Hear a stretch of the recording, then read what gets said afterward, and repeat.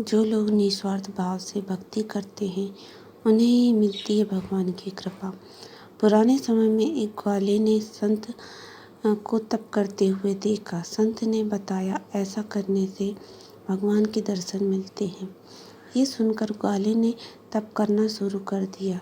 एक ग्वाला रोज गायों को चराने गांव से बाहर जंगल जाता था। जंगल में एक संत का आश्रम था।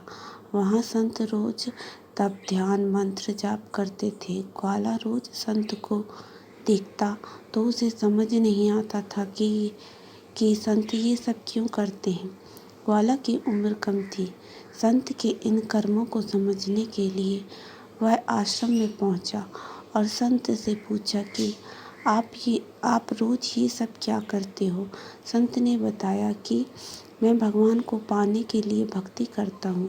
रोज पूजा पाठ, तप, ध्यान और मंत्र जाप करने से भगवान के दर्शन हो सकते हैं। संत की बात सुनकर ग्वाले ने सोचा कि मुझे भी भगवान के दर्शन करना चाहिए। ये सोचकर ग्वाला आश्रम से निकलकर एक सुनसान जगह पर पेड़ के नीचे एक पैर पर खड़े होकर तप करने लगा। कुछ ही देर बाद उसने सांस लेना भी बंद कर दिया। ग्वाले ने सोचा कि जब तक भगवान दर्शन नहीं देंगे मैं ऐसे ही रहूँगा। छोटे से भक्त की इतनी कठिन तपस्या से भगवान बहुत जल्दी प्रसन्न हो गए। वे ग्वाले के सामने प्रकट हुए और बोले, पुत्र आंखें खोलो, मैं तुम्हारे सामने आ गया हूँ। ग्वाले ने आंखें खोले बिना ही पूछा, आप कौन? भगवान बोले कि मैं वही ईश्वर हूँ जिसके दर्शन के लिए तुम तप कर रहे हो।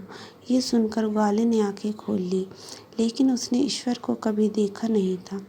वह सोचने लगा कि क्या यही वो भगवान है। सच जानने के लिए उसने भगवान को एक पेड़ के साथ रस्सी से बांध दिया। भगवान भी भक्त के हाथों बंध गए। ग्वाला तुरंत दौड़कर उस संत के आश्रम में पहुंच गया और पूरी बात बता दी। संत ये सब सुनकर हैरान थे। वे तुरंत ही ग्वाले के साथ उस जगह पहुंच गए। संत उस पेड़ के पास पहुंचे तो वहां कोई दिखाई नहीं दिया। भगवान सिर्फ ग्वाले को दिखाई दे रहे थे। संत ने बताया कि मुझे यहाँ कोई दिखाई नहीं दे रहा। ग्वाले ने भगवान से इसकी वजह पूछी।